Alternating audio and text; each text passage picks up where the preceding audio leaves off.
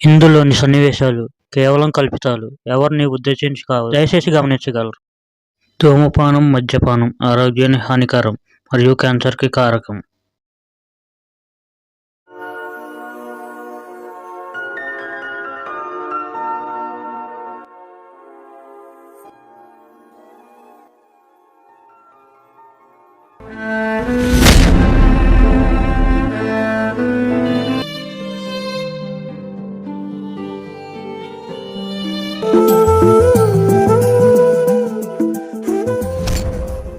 లోకంలో మనుషులందరి జీవితం ఇంతేనా?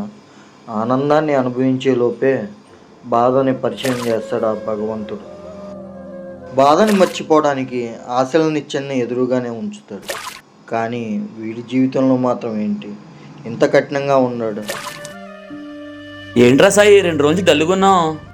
ఏముంది, చెత్త కుప్పలో దొరికాడు కదా, ఆడి గురించి ఆయన బాధ అంతా. ఇద్దరిని సమానంగా చూశారు. నాకన్నా ఎక్కువ వీళ్ళు ఆడికే ఇచ్చాడు. ఆడి క్యాన్సర్ అని తెలిసాక ఈయన ఇక్కడ బాధపడుతున్నాడు. అంతకుమించి నాకు బాధలే ఉంటాయిలే. ఆడెవడకో క్యాన్సర్ అయితే నీకెందుకురా బాధ? ఇన్నాళ్ళు కుడిచేలా ఉన్నాడు, ఇంకా 2 నెలల్లో కనపడకుండా పోతున్నాడంటే బాధపడక ఇంకేం చేయమంటావురా? నేను చెప్పానా ఆయన బాధ అంటే ఆడి గురించే. చనిపోబోతున్న వాడి మీద నీకెందుకురా అంత కోపం? రాదా సొంత తమ్ముడిని నాకు విలువ లేకుండా చేసి ఆడికి ఆవిడకో పట్టం కడుతుంటే కోపం రాదా? అర్హత ఉంది కాబట్టే వాడికి అవకాశం ఇచ్చా, అయినా నిన్నెక్కడా తక్కువ చేయలేదు కదరా. సొంత తమ్ముడుగా ఎక్కువ ఏంటాడు, అయినా ఆళ్ళు ఏముంది అంత గొప్పతనం? అడుగు, అలా అడుగు. వాడి పుట్టినిల్లే చెత్త కుప్పరా. అమ్మ చేతి వంట, నాన్న ఆప్యాయత ఎలా ఉంటుందో కూడా వాడికి తెలియదురా. ఆ చెత్త కుప్పలో వాడు అలా ఏడుస్తుంటే అందరూ చూసి వెళ్ళిపోయేవాళ్ళేరా, నాతో సహా. చివరికి ఒక అడుక్కునే అవ్వ వాడిని చారదీసి పెంచింది. ఆ సంతోషం కూడా వాడికి ఎక్కువ రోజులు లేదు.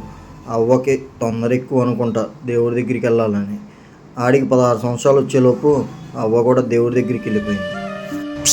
అయ్యో, అవ్వ చనిపోయాక వీడు అడుక్కుంటాడు అనుకున్నా, కానీ ఆవిడనే తలుచుకుంటూ ఏమీ తినకుండా 3-4 రోజులు ఆ గుడిసెలోనే ఉన్నాడు.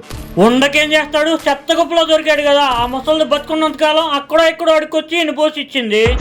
అది కనీసం పోతూ వీడికి అడుక్కోవడం కూడా నేర్పిలా. మా కర్మేంటో ఈడి దరిద్రం మార్క్స్ పట్టుకుంది. దరిద్రమా? ఆ రోజు వాడిని చూసి జాలిపడి ఏమన్నా తినరా అని డబ్బులు ఇస్తే ఆ డబ్బులు తీసుకోకుండా నాకేదైనా పని ఇవ్వండి, ఆ పని చేసిన తర్వాత ఈ డబ్బులు తీసుకుంటా అన్నాడు. అప్పుడు వాడిని చూస్తే నాకు ఆశ్చర్యం వేసింది. అంత చిన్న వయసులో అంత బాగా ఆలోచించాడంటే గొప్పడేరా. అబ్బా, ఇంకో భక్తుడు తయారాడా? చెయ్యి భజన చేయి, నువ్వు కూడా ఆడికే భజన చేయి. బుద్ధుందారా? భజన చేయడం ఏందిరా? ఆ రోజు నుంచి వాడు మన దగ్గర పని చేస్తున్నాడా? ఏ రోజైనా ద్రోహం చేయాలని మోసం చేయాలని ఆలోచన చేశాడా? అవకాశం ఉండి కూడా అటువంటి పనులు చేయలా. నువ్వు ఉన్నావు, ఏ రోజైనా బాధ్యతగా ఉన్నావా? వాడి మీద పడి ఆడవడం తప్ప. అనేసావా? ఇప్పుడు దాకా ఒక్క డైలాగే అనలేదు అనుకున్నా. ఆడికి లాగా నీ చిగ్గులేనో దిక్కుమాలనో కాదు, నాకు అంత గతి కూడా పట్టలేదు. నీకు ఆ గతి కూడా పట్ల. చాలా బాగా చెప్పావురా. ఆడు నీలాగా తాతల ఆస్తుల కోసం తండ్రుల ఆస్తుల కోసం ఎదురు చూడట్లా. వాడి స్వయం కృషితో సొంత ఇల్లు కూడా కొనుక్కున్నాడు. వాడికి ఉన్న దాంట్లో 10 మందికి సాయం చేస్తున్నాడు రా. అందరు ఉన్నోళ్లే అంత పద్ధతిగా పెరగట్ల, అలాంటిది ఏమీ లేకుండా ఈ స్టేజ్ నుంచి ఆ స్టేజ్ దాకా వచ్చాడంటే నీకన్నా గొప్పోడేరా. అంత గొప్పోడు కాబట్టే వాడు ఒంటరిగా అనాథలా మిగలకూడదని ఓ మంచి సంబంధం చూసా. 1 నెలలో పెళ్ళి, ఈలోపే వాడికి క్యాన్సర్ అని తెలిసింది. ఇప్పుడు పెళ్లి చేస్తే ఆ అమ్మాయి జీవితం నాశనం అయిపోయింది కదరా. అరే, ఆడొస్తున్నాడు, సైలెంట్గా ఉండండి. అన్నయ్య టైం చూసుకోలేదా? టైం ఎంత అవుతుంది? ఫోన్ చేద్దాం, రండి సార్. మీరు కూడా రండి. అన్నయ్య మీరు కూడా రండి. అరే సేతయ్య, ఆగరా, నీ పెళ్లి గురించే మాట్లాడుతున్నాను. నా పెళ్లి గురించా? ఏం మాట్లాడుతున్నావు అన్నయ్య? నా పరిస్థితి తెలిసి కూడా ఆ అమ్మాయి జీవితం నాశనం చేయమంటావా? మరి ఇప్పుడు నన్ను ఏం చేయమంటావురా? అన్నయ్య పెద్దోడివి, ఏం చేయాలో మీకు తెలియదా? మనం కనుక పెళ్లి వద్దంటే ఆ అమ్మాయి నష్టజాతకురాలు అంటారు. నేనే వ్యసనపడినని చెప్పి ఏదో అలా పెళ్లి క్యాన్సిల్ చేయ అన్నయ్య. అన్నయ్య ఇంకొక చిన్న సాయం. నా కుటుంబంతో పాటు కలిసి ఉందామని కొనుక్కున్న ఇల్లు నాకు ఎటు ఉపయోగపడదు. నా లాంటి అనాథుల కోసం దాన్ని ఉపయోగించు అన్నయ్య.